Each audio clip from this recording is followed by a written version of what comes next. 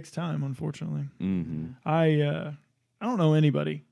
I mean, unless you come from like the world of either like doing radio or you already like are a professional speaker. Mm-hmm. Like I don't really know anybody that can come into this space and just naturally be able to roll it out. Unless you're like Morgan Freeman. Right. Well, I mean, yeah, exactly. But I mean, right. I'm sure his first time wasn't, first time he didn't wake up. I mean, maybe he did. Morgan Freeman probably did wake up reading the phone book and just was like perfect. Morgan And then Freeman people wasn't just- born though. He just He was started created. existing at He was 50 years created. old, and then that was it. I think I remember seeing a video years ago where someone was talking to a homeless guy, and he had such an The amazing radio voice guy. Yeah. Yeah. And I don't know if he's still homeless or he somehow made it doing that, but he had an amazing voice. I think that's one of those stories that people wanted to get into the feel good of, and then like they like realized like, oh, there's a reason he was homeless. Yeah, he doesn't Unfortunately. care. Like he wants to be there. Okay, I enjoy this. Well, like do you guys remember the you probably do, like or Charles does, on TikTok, that dude that was riding his skateboard with like the ocean spray, like cranberry juice, and everybody was like, oh, well, so this dude got famous for riding around listening to a Fleetwood Mac song, chilling out, and like that's why that song came back, and it was really cool. Like probably something that he just did, Right. and everyone else thought was a movie moment. Or thought it was super cool on, Yeah, and of course. unfortunately, then there was some like people that like dug around and who he actually was, and he's like not a good person, unfortunately, and so like no, because the first guy to do it was wasn't he Mexican, like a drug? yeah, like he was Gang member or legitimately a gang member. He was Hispanic, legitimately like a cartel member. Yeah, And then he died Cholo. a week later. Yeah. They he was carried found. They carried on his legacy. yeah, it didn't get. Yeah, it wasn't good, unfortunately. So, Oh man! but I mean, that's the nature of the internet. It's weird. Just to let you know, Yeah. I've been mixing that. Yeah, Oh man, dude, it's good. Dude, it's the bomb. It's dangerous. I have not tried the higher caffeine, Yeah. the Ignite, but I've been doing the recovery, so I feel like I can drink it in the afternoon, in the evening, and man, it's awesome. What do you mix it with? Like anything? Whiskey or bourbon, Okay. but I really like it. What flavors are you using? I only have one at the moment. It's the lemon blackberry, Okay. lemonade Yeah, blackberry, yeah. or whatever they call blackberry lemonade. It's that. Oh man, it's the bomb. Yep, Yeah. I haven't had one yet. I keep hearing you guys all talk. I have some in the fridge next time you're at the gym. All right, I yeah. always have some in the fridge. Yeah. And I have literally just got it this week. I have a full case in the garage that's unopened, like all the time. Like I think energy drink, I think sugar. So like I see that and I'm like, I don't want to touch it. I think that's a good thing. But these It will follow you. It will follow me. So I'm that way with most things, but with these, I trust it, and I'm not afraid of that drink. Right. But For those of you guys that aren't watching and haven't, just in case this happens to be part of the intro, we're talking about Killcliff.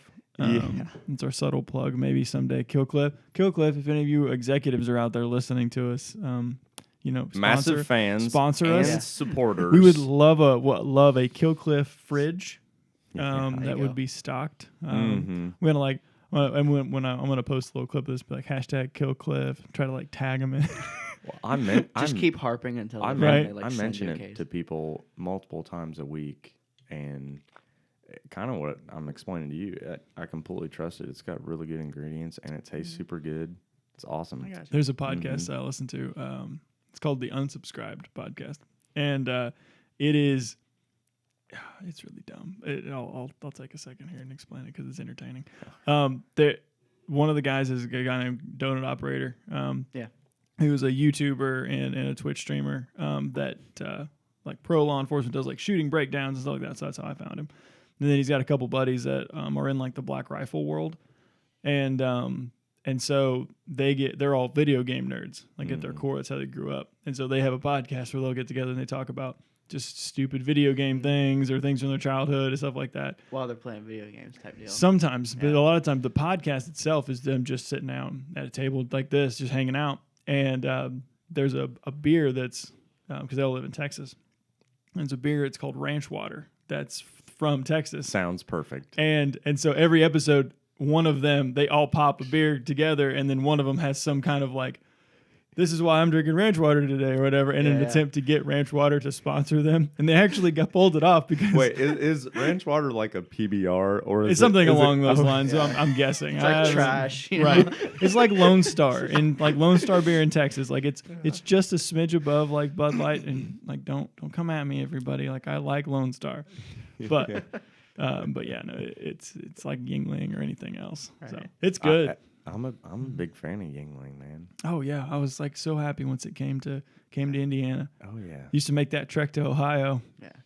Oof. Exit 1 in Ohio, man. That oh man, what was that store called? I don't even remember now. It's like this huge grocery store, and like it had everything. Like it had like they knew that people were coming there for that Yeah. though. And they had like this huge display Mm-hmm. out there all the time, but it was really awesome. So that's well, guess we'll actually get into the show. This is going to be, man, I think it's going to be episode 11. Oh, I can't remember. I know the rapid fire, but Yeah, the rapid fires have been mixed in, but I think this will be our next full episode. We are sitting down with a friend of mine and / like client, Charles Euler, and we're gonna have a full conversation. I kind of wanted to do. Evan and Aaron and I have talked about having clients on or having people that we work with a lot on as kind of a little bit of a testimonial, kind of quote unquote like an interview of sorts, but also just to have a kind of a fun conversation and kind of see where the things go. So you may, if those of you that are listening, you may be approached by one of the three of us to see if you want to come on the podcast sometime. So might be your I'm being held against my will. Save me. the phone number you held against your will, cruising in on a motorcycle. right rolls up on. It's like not warm today. No. Like it's not I just super regained nice. the feeling in my hands. Right. He's been here for about an hour and he just now got his hands like back to normal blood flow. Well, as I pulled in, Dedicated motorcycle rider. I expected to see the truck, Yeah. and I thought, oh, Charles isn't here yet. And I thought, oh man, I know. Did Jared get a new bike? Yeah.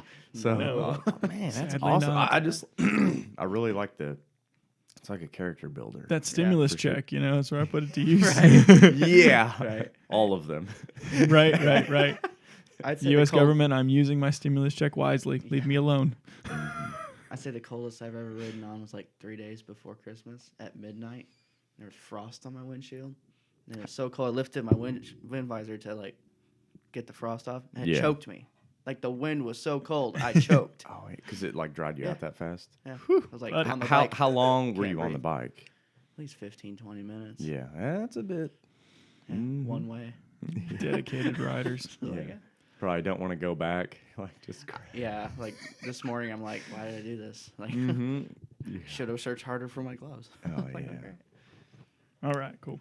We'll make mic adjustments as we go. So as with any first time podcaster, Charles is gonna be annoyed with me making mic adjustments. So I'm gonna be giving weird looks as he does it. 100%, What are you 100%. It's all right. I do it to Erin for a while. She's gotten really good at it now. But I'm gonna let Evan start this bad boy off. Well, if you could do just a basic intro of who you are, where you grew up, and I know that you know Jared, but maybe how you knew me. Tell us about yourself. Yeah. Well, And how does that make you feel? How does it make me feel as another podcast? Yeah. Let's see. Psychology. sessions. Lots and lots of pain. Pain and caffeine, that keeps me going. Pain and pre-workout. No, like who is Charles? Like, well, I do construction. That's what I do most of the time. Mm-hmm. Pretty much everything else is just Like I just started working out again, so that's that. How do I know Jared? Jesus, how did we meet? I was like, Through Jesus. yeah. God, what a Yeah, perfect I'm answer. trying to remember because like So I mean, it was through the church, but maybe our stories will be a little different on how because it's always fun to like.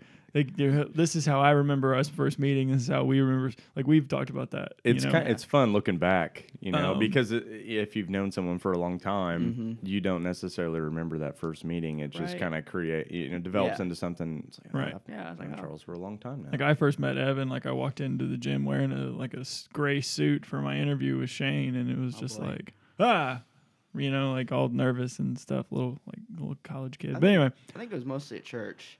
Yeah, through band. And we things were like that. we were on the praise team, or I was on the praise team at the church, and I think you guys were just starting to maybe like potentially want to be on the team, and then like for some reason they helped out with the youth band, and we got our start. Oh man, helping Charles learn how to play with the tempo. Still hasn't worked. Very many fond memories of me hitting the music stand in front of him with a pencil, so that he could stay on the beat with the rest of the group. Because like him and his brother both had a lot of really raw talent. Like just they had always played either on their own or together, but they never played with a group. And so like learning how to play with a band that moves, or the people slow up and speed up, or speed up and slow down, and there's a dynamic nature to music. And so if you've never had to listen to other people and kind of find, never had to integrate, right? And so learning how to do that it's always difficult for anybody. And so that's kind of how we got kind of introduced, and then we've been kind of friends, kind of grown since terms of being and graduating and moving on to other things, and so we've both just kind of stuck around. When he was in reserve, we did a lot of mock arrests around on the ground. Yep. I got a good little group of friends that we'll get together and do like concealed carry situations, and then we'll thankfully for at the time, like I was just getting into law enforcement, so I needed situation work, and so like I'd go watch YouTube videos of police encounters, and so then I try to recreate them in a training environment to try to, okay, how would I handle this, or how would I look at that, just because you need reps, and so the easiest way to get reps is to just go out and try to create something, and so we make stuff up. Like I'd be like a drunk redneck for one of them. It was always entertaining. I'm stumbling out of my truck like, you're not gonna get me, I'm. There was one where I love the role play. Oh, dude, it was great. Oh, and awesome. and we did it with Katie's brother Colin, too. Like he got in, jumped in, which was always nice to have a chance to beat up a firefighter. Not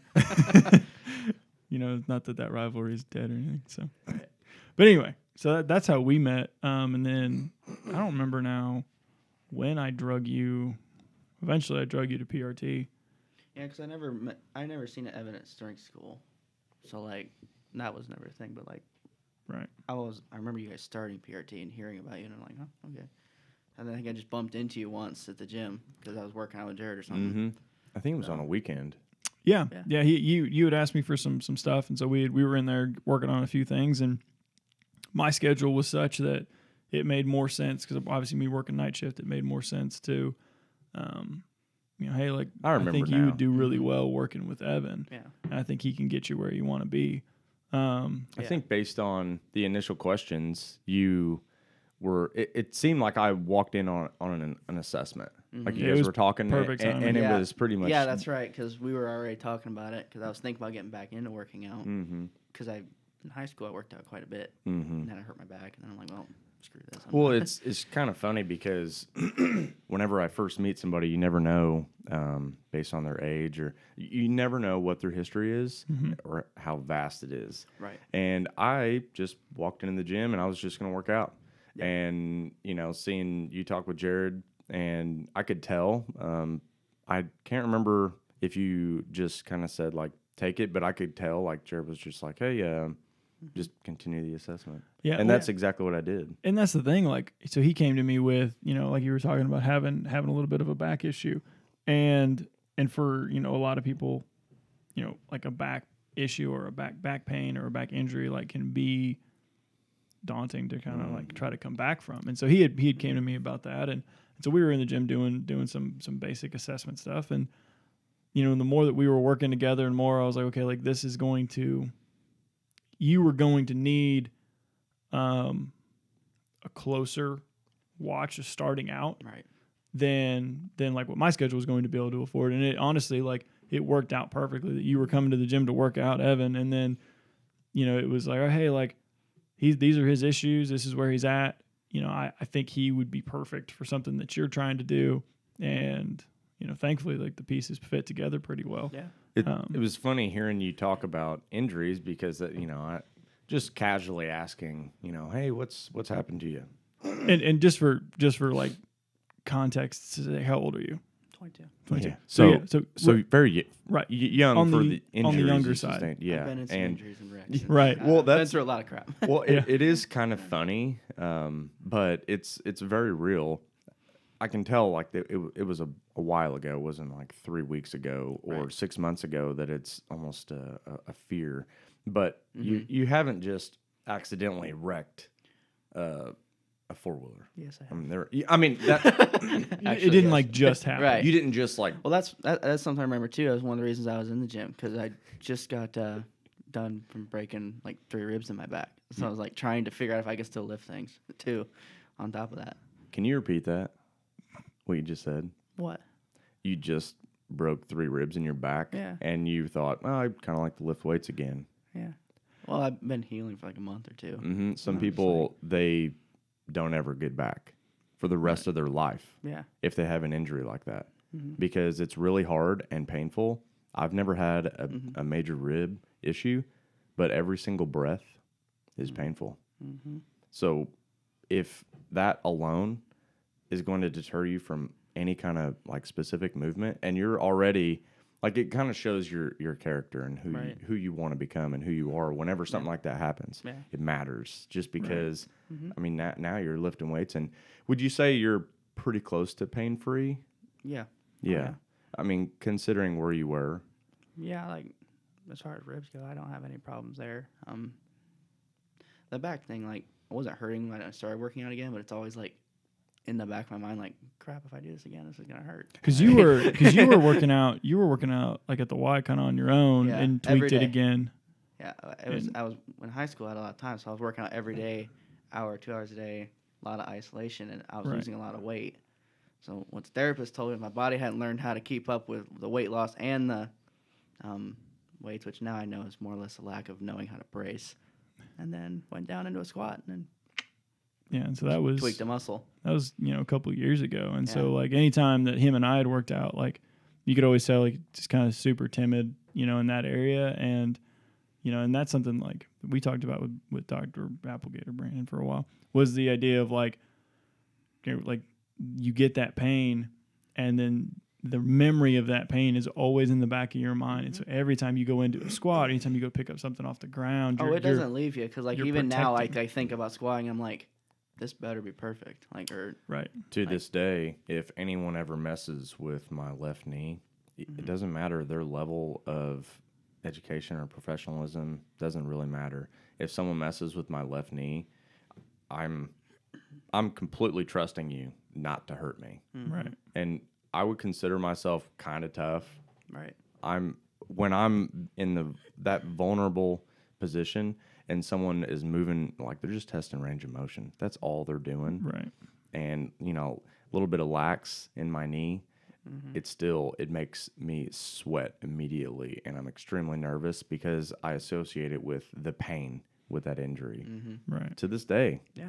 that's a long time ago. Oh yeah, yeah, and like that's something, you know. So you had that level of pain, that level of kind of instability.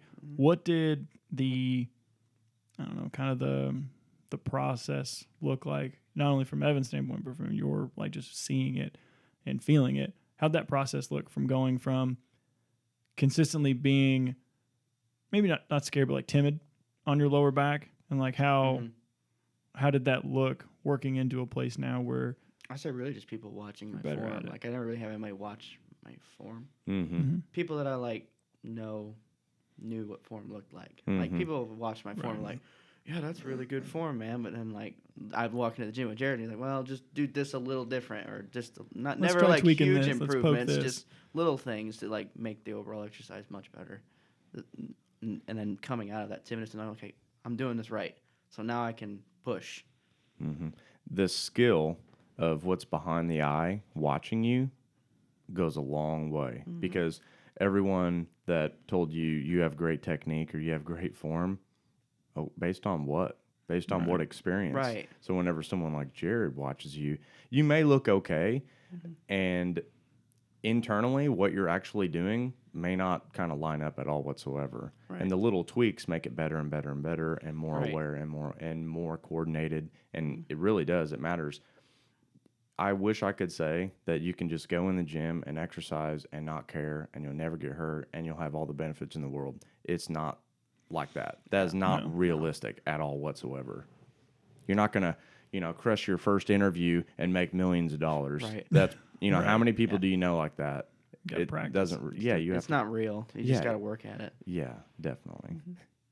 Yeah, no, and it's not an easy climb back. Like any injury, that's something that like people don't always understand. Like the psychological effects of an injury, can be so deeply rooted and can take so much time to get back from. I mean, even little things, like you just start to feel, like you were talking about with your knee, you feel a little twinge, you feel a little movement one direction or another, and that feeling comes back, and you're like, ooh, I'm getting close to an edge Right. here, and Yeah.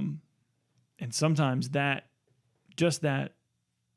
intimidation of that feeling can be enough to push somebody away from doing something altogether, and then that ends up being one of the worst things that you can do, because then it's like, oh, well, I'm not going to do anything now because, my back hurts. And it's like, man, like getting people to understand. And it wasn't easy. Like, There's no swing. It's either I'm all in and I hurt myself, or I'm all out because I hurt myself. They Right. they don't want to find a middle ground where like, where can I improve? that I think, just from our conversations, Charles and I's like conversations, like that I think was the big piece of like kind of getting back into his head, like, hey, you don't have to go 190%. You don't have to go crazy. Yeah. But you also like I am an acknowledgement. you can do Yes. more than nothing. Evan knows. Because a lot of the times, like, and like Brandon talked about it a little bit too, was that like you get these, and the therapists like mean well usually, but it's usually manual therapy. It's usually super lightweight, and then you're just kind of left there, and that's usually on the very low end of the spectrum, and there's nothing wrong with that. But if there's never anything to take you to help bridge the gap from where you used to be to where you are right now, you think that like, oh, I'm just going to go back to doing immediately what I used to do. Yeah. And like even Evan and I have to remind ourselves. It's what you know. Yeah, because that's what, like, I used to be able to squat this amount of weight, so I should be able to do that now. And you go throw it, and then you get to 135, and your back starts to hurt, and you're like, this is stupid. And then you throw the bar down, and you just go away from it. Well, both squats are bad for my back now, Right. and you just shut yourself down to an entire movement, and it's like, oh no, like we got to change that perception, and now we can kind of. Maybe we go away from the barbell. Sorry. Yeah. Maybe we go away from the barbell for a little bit, which is I ended up doing. Mm-hmm. Yeah, it took a bit. It took a bit. And so Evan, like, what was your thought process? Why'd you go? What path did you take, and why did you take it? And then Charles, I want to know what your thoughts were, because I know what your thoughts were, because you told me about it. What were your thoughts while you were going on that? So Evan, what was your side of things?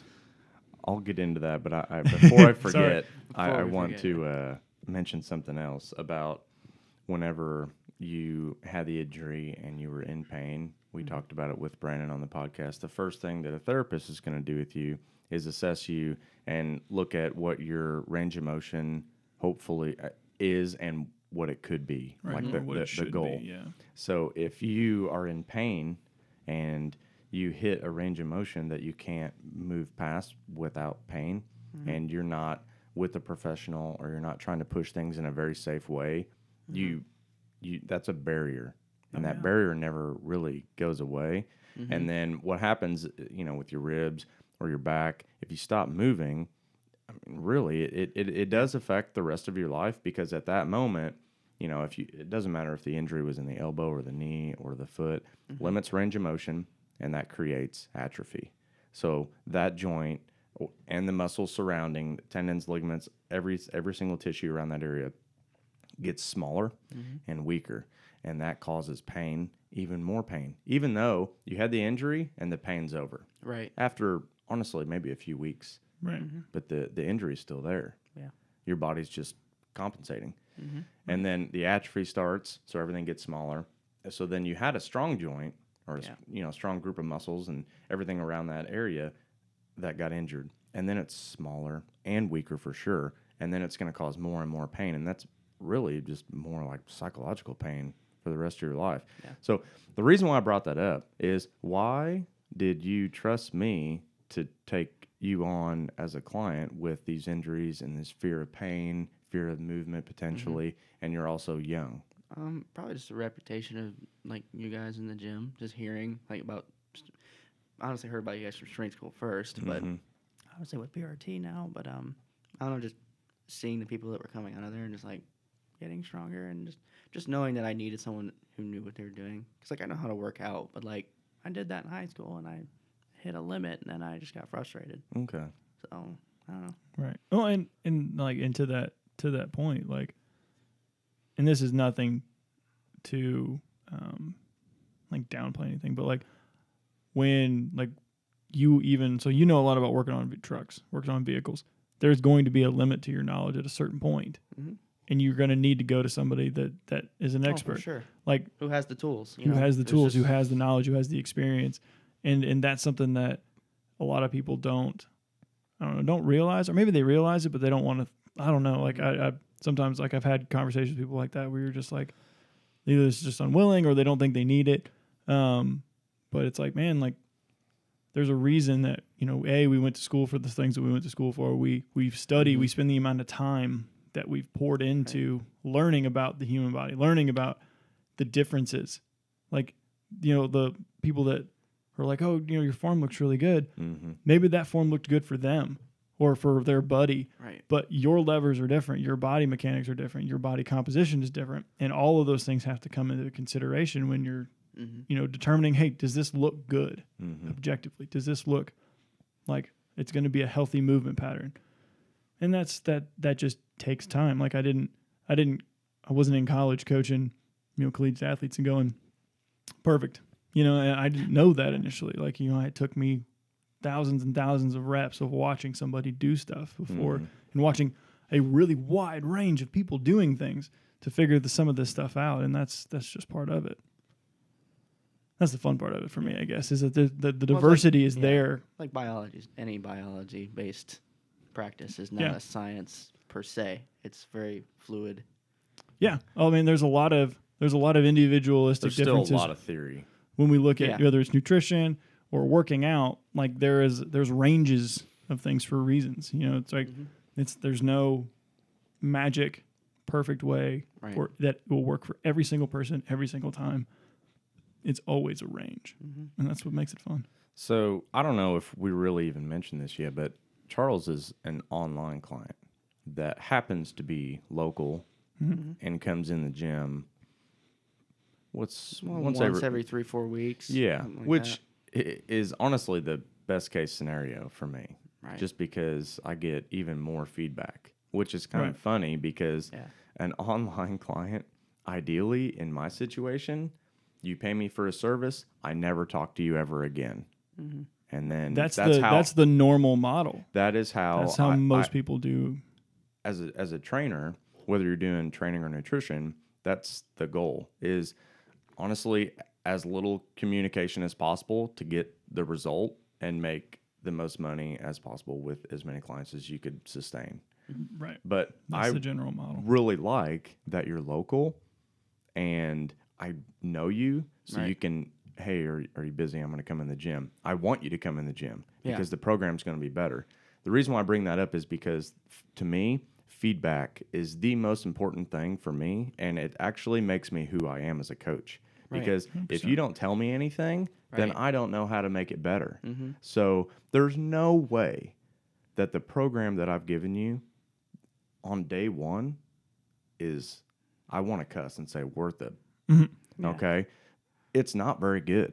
Honestly. I have to get better and better and better as you grow and I get feedback from It's you. almost like you're creating that in-person experience without being in person. I have to. You know what I mean? I mean, I try to tell people that all the time. In person, the reason why I ask you questions is because I need the feedback. I can see things, but I can't see what you're feeling. I can't see what you're thinking. You have to tell me. And if I get annoying, oh well. You know, eventually I won't ask you as many questions because I'll know. You know, when we're doing this movement and you make that face, I can tell exactly how it feels, and you're not going to tell me you're going to be tough because you're tough. And it's like, this isn't about toughness. No, not at all. Yeah. So initially, whenever I give you something, I'm limited on the information and like almost no feedback. Because if I gave you an intake form and you said, "Oh, these are my issues," blah blah blah, you may not go into the injury history as much. You may just this is the injury, you know, and that's it. Right. So I have to continue asking questions. Well, when was the injury? How many ribs did you break? Did you go to therapy? How was that? How do you feel today? Does it limit you from normal life? You know, all that stuff. It really does matter. You know, or hey, you know, let's just go hard into working out. Yeah. And then I get you injured, and then that's a bad relationship, and maybe it creates a psychological issue with you in the gym for the rest of your life. Right. You're already afraid of movement, and I made it worse because I didn't take it serious because you're just another number. Right. So all that stuff it really does matter. And it honestly doesn't, I don't think I'm a good online coach. Honestly. It's so hard. Difficult. Online coaching. It's a challenge for sure. Like even sometimes, like just the other day, I was doing kettlebell swings in the gym. You're like, what are you doing? So I want to hear your perspective because I've already heard what Charles had to say, and it was. How did you take what he said? I'm trying to picture what you're doing. Yeah. And it could be. Well, I told you I was like swinging it really high and like using my freaking arms. And everything like that. So he was talking about. Like, well, it's not like I hadn't seen this version of it either. Right. So it's like to me it was right. Well, and the kettlebell swing is a perfect example to me of an exercise that a lot of people have seen variations of, and there's a lot of disagreement on. There's a lot of disagreement on terms of like, this is how you should do it, or how you shouldn't do it. It's a style thing. What's the benefit? Right. And what's your goal? What do you want out of this exercise? And so it's also a sport. True. So right. And that's the thing. And so if you look at a kettlebell swing and you've only ever seen like the CrossFit style or what people have perceived as a CrossFit style thing, where unfortunately a lot of times what happens is they're squatting really low. You know, the kettlebell is almost coming to their ankle level. You know, it's almost dragging the ground. And then they're kind of sometimes they will round their back a little bit and they use their back and their arms, and either they lift it with their arms and the kettlebell comes either straight overhead or like up to above their head level. And, you know, then they're like, man, like, you know, you were telling me like I was doing whatever weight kettlebell, and I was like, man, that seems really light for him to not only be able to do that much weight, but okay, whatever. And so then he came in, we were in the gym, and I was like, oh, hey, go ahead and do these kettlebell swings. So I'm kind of curious how these go because, like I said, historically, the kettlebell swing is the one exercise. Kettlebell swing is one of the exercises that is most historically done incorrectly. And so when clients first come in, it's usually the first time anybody gets assigned a kettlebell swing, I'm immediately like, okay, we're in for a few minutes of remedial coaching on this exercise. That's exactly why I usually have no one do a swing. Not starting out, because usually you want to build. I want to build the musculature and the movement pattern so that you understand what I mean when I say, think about an RDL, the start of an RDL, or think about, you know, because if you don't have the perspective of what an RDL is, or you don't know how to hinge your hips back, then doing a kettlebell swing is not going to be helpful because you're not understanding the base movements of what makes a kettlebell It's swing. also such a weird exercise. 100%. You have to coach and coach and coach and coach. And the feeling from it, it's a power-based exercise that could be a conditioning-based exercise. So Right. if I teach you how to do a med ball throw and you just throw the med ball, there's almost no coaching. You just throw it that way. You're getting the same benefit from that whenever you're doing a kettlebell swing. But it's like if you're throwing it against a wall, catch it. Throw it against a wall, catch it. Throw it against a wall, catch it. The feedback and the learning process of that is fairly quick and simple. It's like, if I don't catch the med ball, it's going to smash me in the face. Yeah. You know, with a kettlebell swing, you could do it wrong for 1,000 reps until you do it right. And you don't know what right feels like. It's a learning thing. So there are so many variables to just a kettlebell swing that's why I don't have very many people do it. Because what do I want out of this? What do I want you to get? What the benefit do I want you to get out of it? And you're going to do it wrong. And as far as just a pattern goes, you're going to do that wrong. I'd rather you do something else. And it's not because also the kettlebell, who cares? Right. Who cares? Right. If you can do the exercise, it's a great one to do.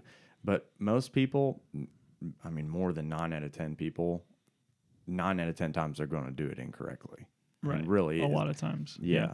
So he started doing it, and he was bringing it up, kind of over his head, or up pretty high, and you could tell, It's like a full body workout. like when you I could tell he doing was it. lifting it, But that, from his waist, like using his arms, and I was like, oh, okay, like that, and he squatted it on a little bit. All He's right, doing and front so raises. pretty much. Pretty much. Yeah. and it's so horrible. the cue that I like the most when it comes to the arms is just think about them as ropes. So all your arm is doing is connecting the kettlebell to your shoulder, and your arms are just there. There's shouldn't be no input in terms of lifting it. Now, if you're doing like an exhaustion test, eventually your arms are gonna start pulling it because you're trying, because you're just running out of steam.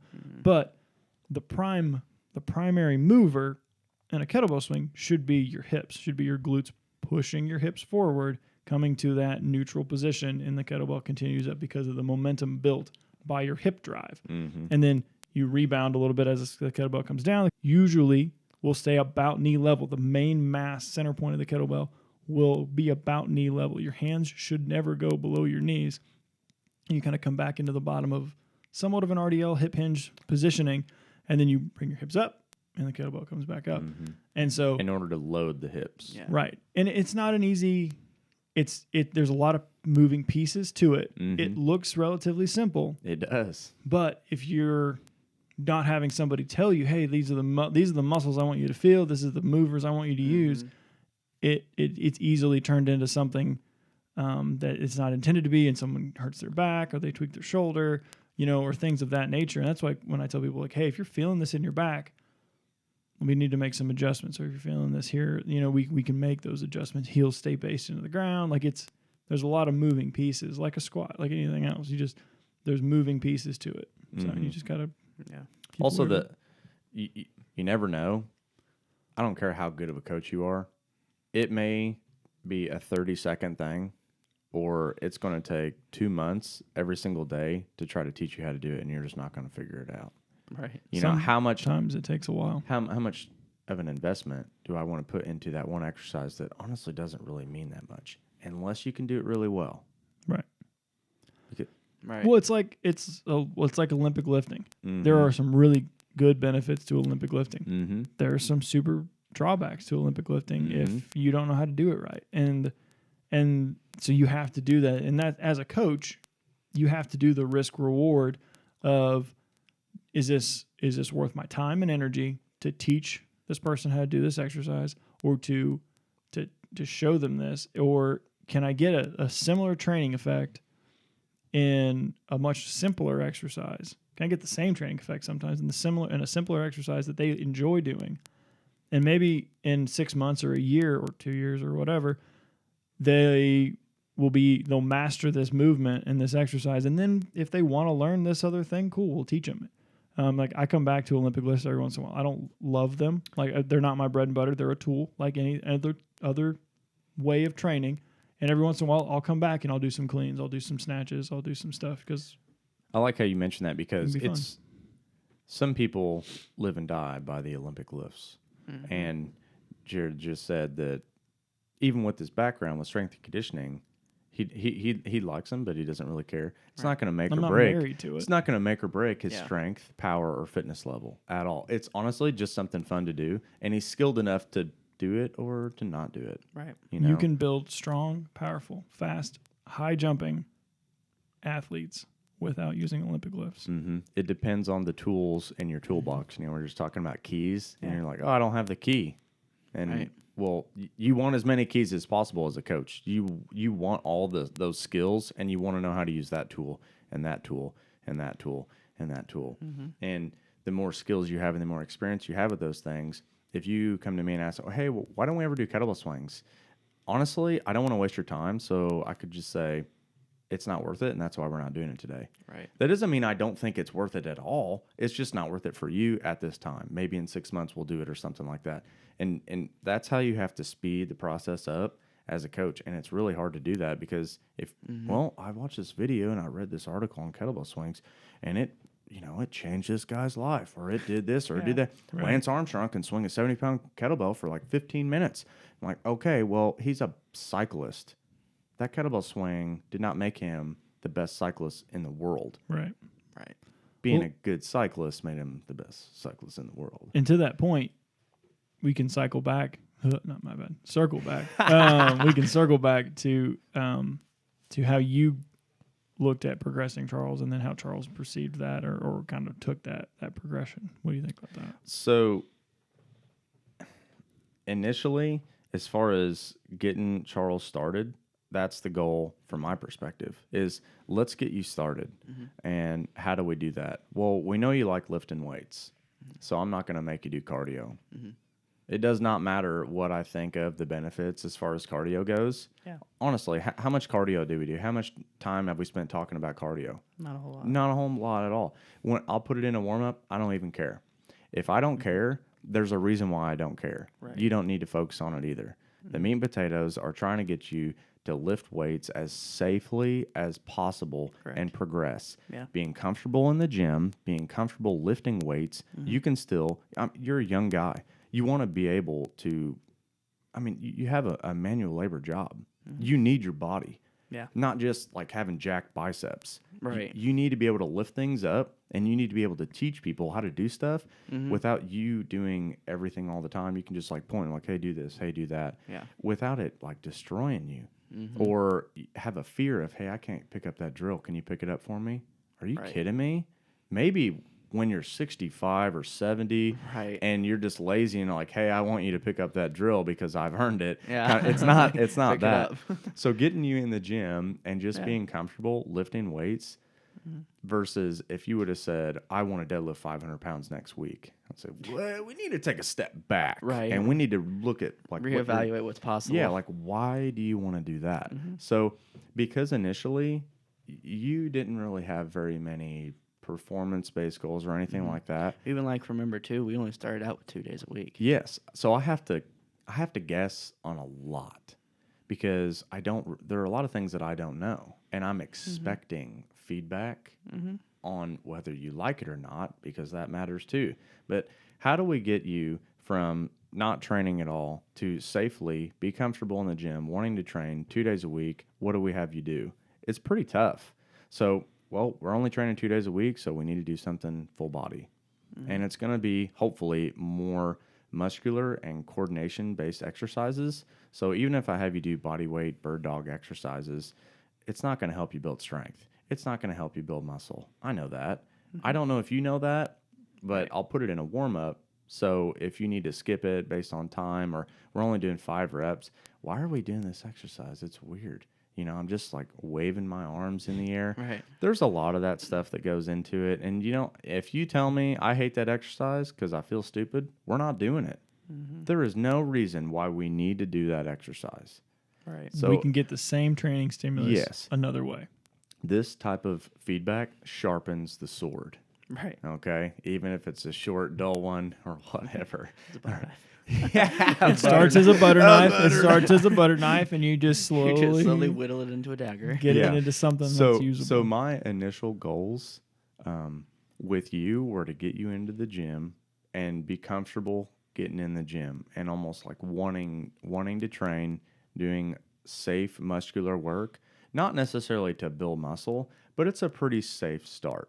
Right. And you didn't, and just so like you didn't use the barbell no, Not at for all. a while, right? So that's a good like. So why did you to use the bar, Charles? You used the barbell for a long time, up until this point, Yeah. almost exclusively. Yeah. So why didn't you use your bar? Oh, Evan, why didn't you have him use a barbell starting out? So as far as the barbell goes, whenever you're a coach and you have experience seeing, I'm not saying you're not a real athlete, but when you've seen real athletes do crazy things with barbells that you don't think should be possible for a human being to do, it's not just that person's strong. There's so much more that goes into the skill of lifting that barbell for a squat, a deadlift, or a bench, or an Olympic lift. And it's not just, well, yeah, the first time I lifted it up, I just did this. You have to consider so many factors in doing that one exercise. So to me, I think whenever people use barbells, they do not deserve to use barbells. You should train for a long period of time with just free weights. So, I mean, barbell's a free weight, but Right. dumbbells, even a kettlebell, doing push-ups. You know, if you can bench 300 pounds, but you can't do 5 push-ups, I'm going to question your fitness level and say, why are you bench pressing then? Right. You Are see- you really bench pressing? Are you just throwing yourself around trying to get weight? Also, it's why the barbell tool is so amazing. You can load the body way heavier if you're using a barbell. Based on your injury history, that's not what we need right now. Right. We need to safely get comfortable doing push-ups, doing inverted rows, doing certain body weight exercises that you can actually perform, doing incline dumbbell presses, not an incline barbell press, stuff like that. The technique. Lunges. Also, you could watch. I could give you a list of 50 videos or me instructing you on how to bench press. But guess what? The demonstration video means nothing without me being able to correct you on something that you're doing incorrectly. That matters way more. And an online client, that doesn't exist. yeah. I'm not there. And come on. All right, Charles, we're on Zoom. We're zooming it up. Show me that bench press. Here we go. I want you to set up your camera, blah, blah, blah, blah, blah, blah, blah. Right. Why are you kidding me? It's not even a workout anymore. Right. It's like Right. an It's a interview. Photo shoot, you know. like- Yeah, it's ridiculous. So I just want you to do dumbbell stuff, and we will work into the barbell. And I kind of asked you about getting into that stuff. Like, what are your goals? Do you want to squat, and do you want to deadlift, and do you want to do these things? Like, I know you want to do them. Yeah. But just trust me for a little bit. Let's do these things first. Yeah. So that's. And that's a big part of the What'd you- process. I pretty What'd you much- think of sure. that first phase with no barbell stuff? What'd you think of it? Like how Honestly, I kind of knew why. right? Just because, talking with you and Jared, just I kind of knew why I wasn't doing it, so I was kind of like patient, just kind of just waiting. How did those workouts feel, or how were they in terms of either being challenging, or did they feel like they were what you needed, or like so really like the first Curiosity. couple months. I didn't like try to push myself super hard. I was just like, My whole goal was just like, let's get used to this again. consistency? Like, let's just get used to being here again. That's why I only started out with 2 days. I knew mentally that's all I was able to like commit to. That's So, a huge just thing. being honest with yourself. Just like, hey, I can't do more than this right now. Let's start slow. Mm-hmm. Because I've done all out all the time, no rest, and you'll get burned out. Mm-hmm. Easy. There are. Man, I wish I could get like some like older people to understand that concept of like it's okay. We can start out with just a day or just a couple of days. Commit, then what's the point of like fooling yourself to commit and then Yeah. not having a good Right. workout as a result? We Well- like to be all or nothing kinds of people as Americans. Well, I try to, explain it to people. I'm not trying to be mean, but I try to explain to people a lot. And it's like, if your goal is to do, X, Y, Z, and you're not even doing A yet, Right. how realistic is this? Like, I'm not trying to be mean. You're going to fail. You are setting yourself up for failure. You need to trust me and trust my experience. I want you to succeed. Are you kidding me? I want you to succeed super fast. Yeah.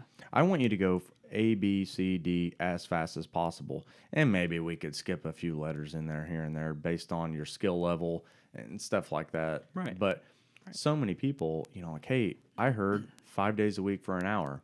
Okay. For what age group? For what skill level? For what what's training the, age? What's the exactly? Yeah. What's your And they experience? don't know that stuff. And I don't know that without asking questions and seeing them in person. So honestly, I don't train anybody that can last an hour. I'm not kidding. Yeah. Even, all the, Not if you're being pushed. exactly. I can't. And I would consider myself in fairly good shape, and I've been doing this stuff for a long time. If I trained for an hour, I would have to space things out, and I would have to rest longer. And, if I can get the same thing done based on my goals in a shorter amount of time, in 45 minutes and 30 minutes. Yesterday, I did 2 mini workouts, and each one lasted about 10 minutes. Right. And you could say, well, 10 minutes, what did you get doing? I'm like, well, I want you to come in the gym, and I want you to do one of those exercises that I did. And I know for sure one of the exercises, it's a glute ham raise. I'm Yeah. so good at glute ham raises, I don't really need a warm-up. Right. How many Right. people do you know that can do that? Yeah. And the glute ham raise that we have set up in the gym is pretty much a floor glute ham, which is yeah. almost the hardest glute ham raise you can possibly do. Yeah. It's almost a Nordic curl. Yeah. So I don't need to do hamstring curl warm-ups. I don't need to do a mobility drill. I don't need to do anything. I can just hop on that thing and smash out reps. But I've been doing that, not weight training. I've been doing that exercise for years. I could do it for a song, and it killed me, and I stopped doing that crap. But so I've made the mistakes, but that's just one exercise. And I thought, you know what? I don't have much more time in the gym. I'm going to do 2 exercises back to back. And then at home, I'm going to do 3 exercises back to back and a little bit of a circuit. And that's my whole day. And that may drive people nuts. 10 minutes? What are you kidding? All right, 10, I don't do anything. It's the long game. It's not, I didn't get sweaty. I got fatigued quite a bit. But that's just an example. Yeah.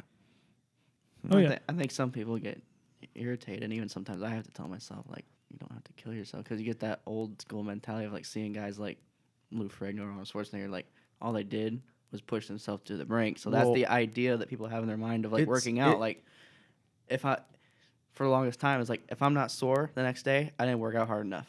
That was like a mantra for me. So That's perfectly fine. And I know Jared wants to say something, but I'm going to talk about the soreness and training hard real quick, and then we'll let Jared Go talk. for it. So with the soreness, you don't know, and it's okay. You don't need to know what we know. That's why you're paying us. That's why you're asking us for help. Right. I don't expect you to know the things that you know, and there's no way I can explain everything. Where do I start? How long is this conversation going to take? But with the soreness and training hard, if you're too sore, your body's not recovering. I don't care what you think you feel. That is absolutely subjective. Right. If you're sore for too long, you're actually going backwards. And I'm not trying to scare you. I'm dead serious. Let's say, is your nutrition on point? I'll go ahead and tell you, no. I'm not attacking you, Charles, but I'm just saying, most people, their nutrition's terrible. So if you train too hard and you don't eat that well, and you're and you're becoming sore because you think it's a success thing, like, oh, I feel good, I feel powerful, I'm sore.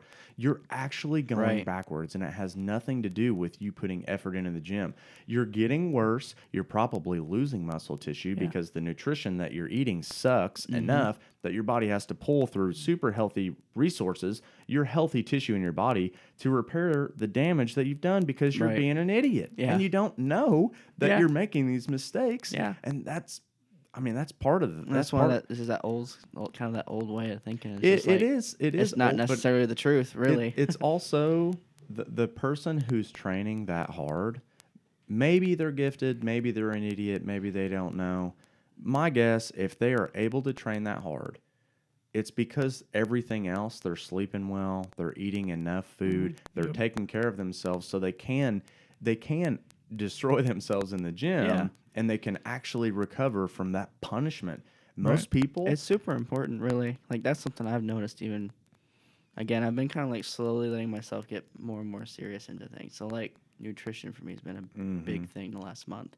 it's just watch. it is a process, Yeah. and it is a slow process. I mean, I don't know how many times Jared has said anything in the fitness industry. I mean, it has to be earned kind of slowly, just because anything that's too fast is probably going to be, I mean, probably short term. And well, you're not learning maybe anything. You're not learning how to anything. be that person that you want to be because there's prerequisites to get to the point you want to get to. Yeah. You can't just go, well, I'm this now and now I'm this. You're not Yeah. going to keep it up. And Right. I know I'm going to let Jared talk, but when You're when good. you said that, your history with weight training is with barbells.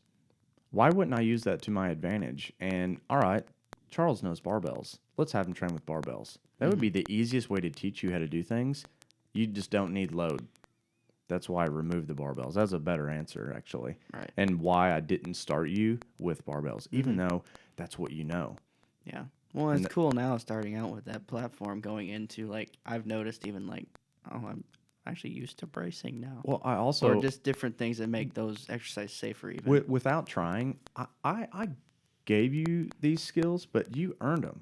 You had to learn and think about how to use other pieces of equipment in the gym. And let's say in 2 months, you're not a client anymore. You can take all those skills that I gave you and you can run with it. Right. And you can figure out on your own how to develop certain like parts of a program. And well, Evan taught me this, so I can do that. And Jared taught me this, so I can incorporate that too. And Jared showed me how to do kettlebell swings, so now I'm not going to destroy my back doing an exercise that may not Right. even matter. Right. And that's a good point too, because like, so a lot of times in the fitness industry, we like to believe that like, oh, well, I don't want to educate my clients because I don't want them to leave me.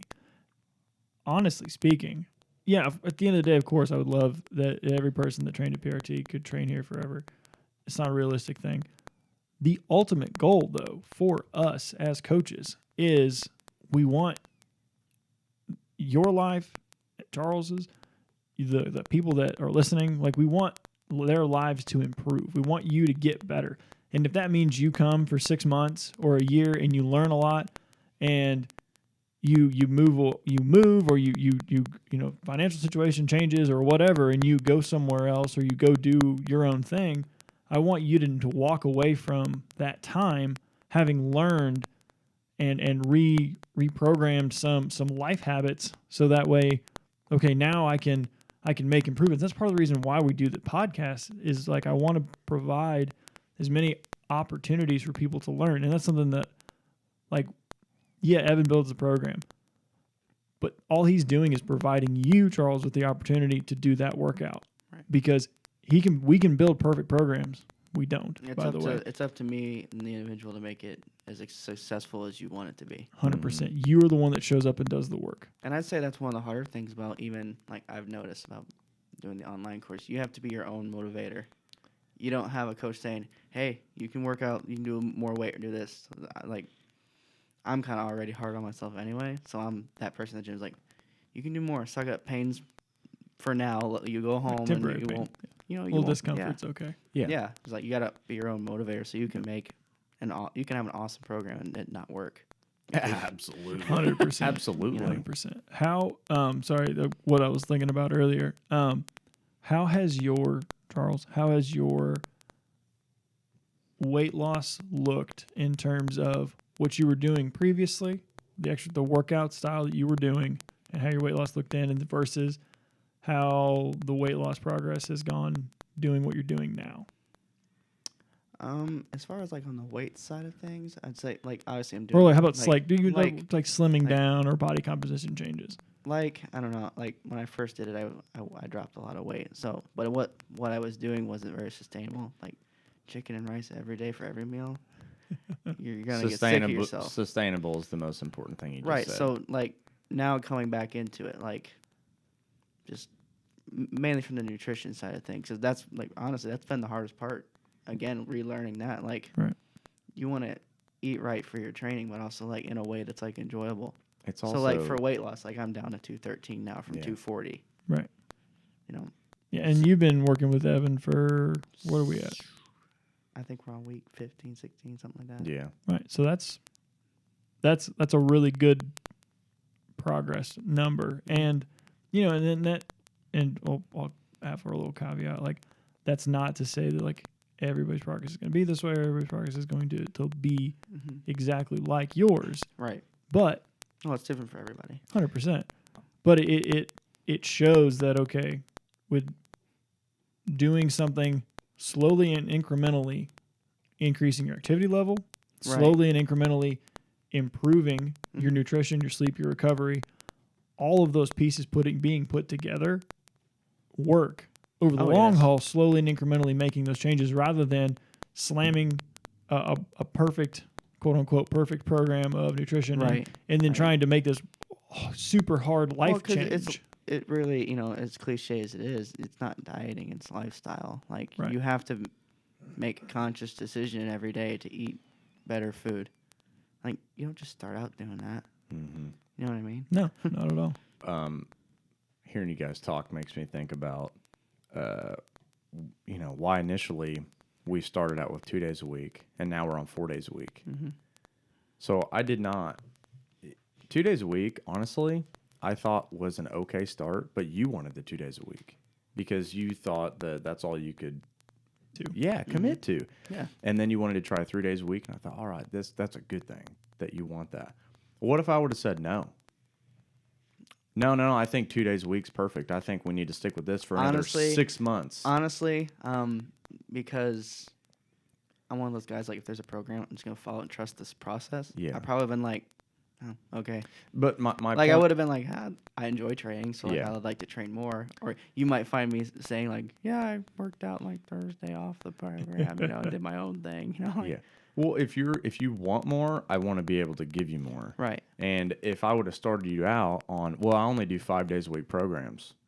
Right. You just can said burn that- someone out pretty quick doing that. Yeah, you're going to Yep. do it for two weeks, and then you're going to give it up.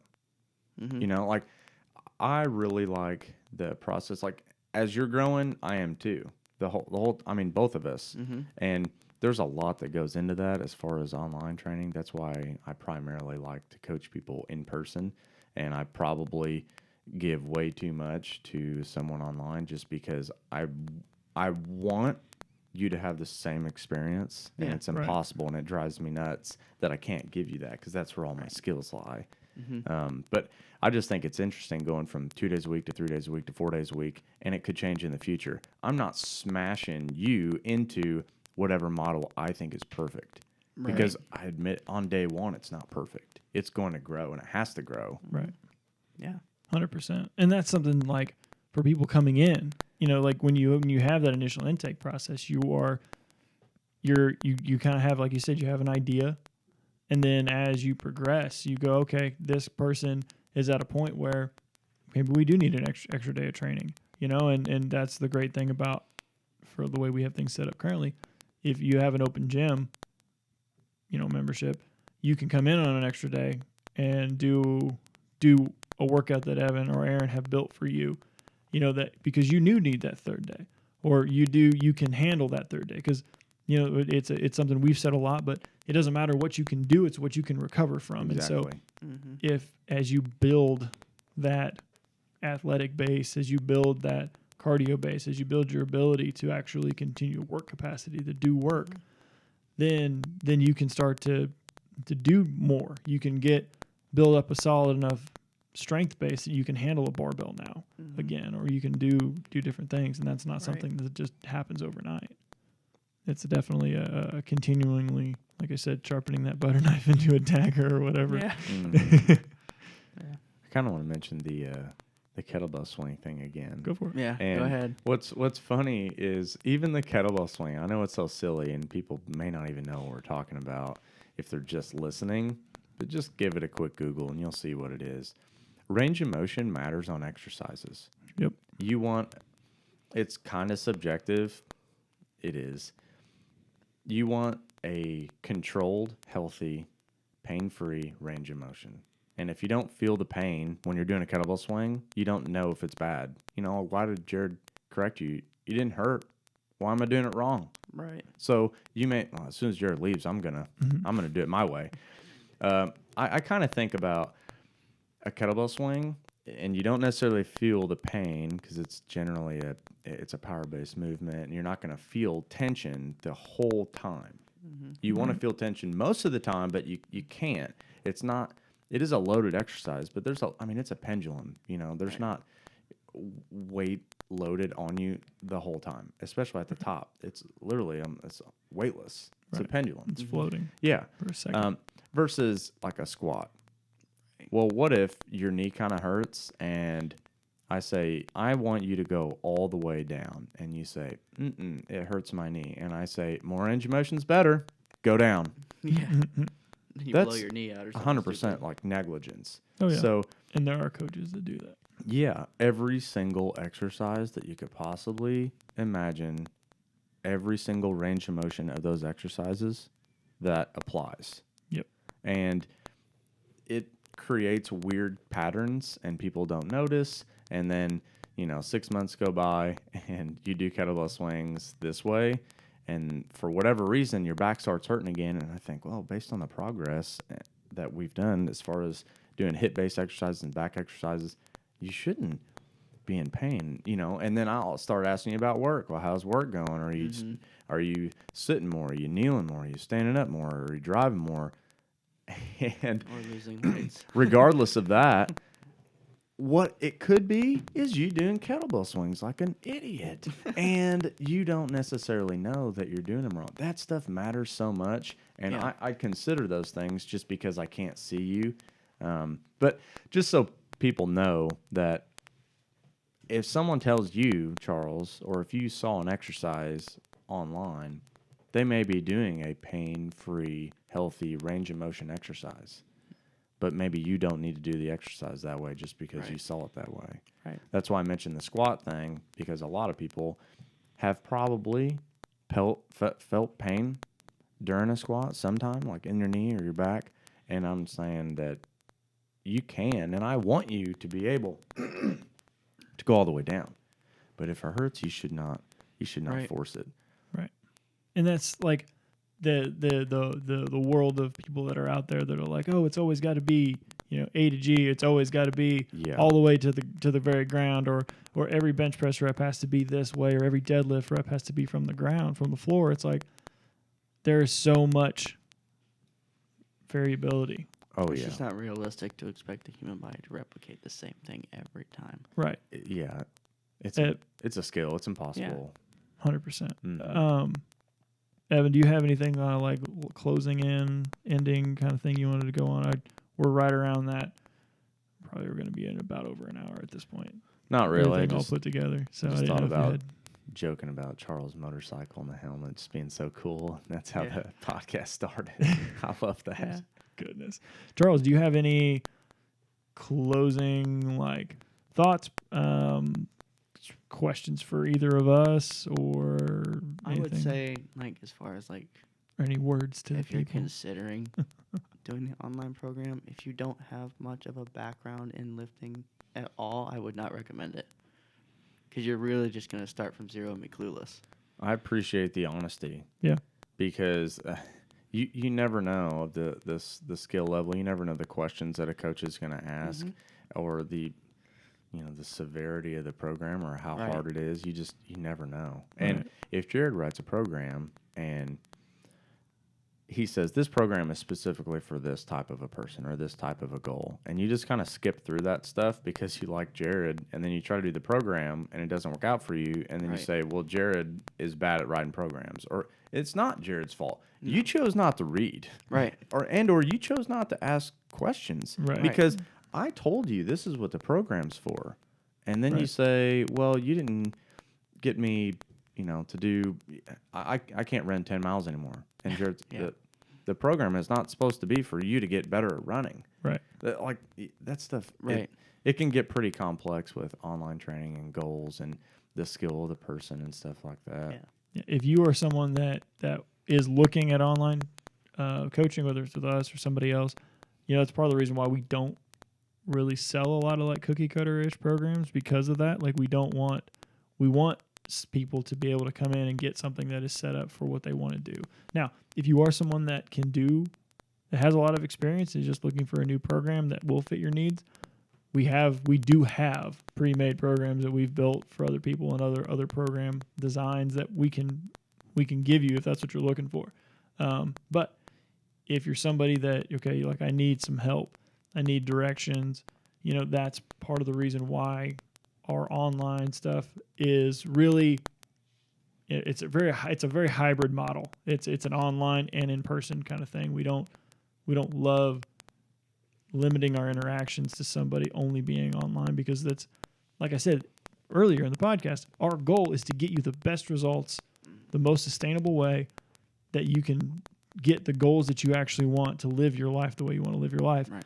not to just sell more programs. That's garbage. Like, it's not what we're in this for. Yes, obviously we need to make money. Yes, we want to keep the gym open, but the ultimate goal is to help as many people as we can, and that's what we want to try to do. It's just like what you're saying, having a tool. It's a tool to help. Like, I can't physically make it into the gym.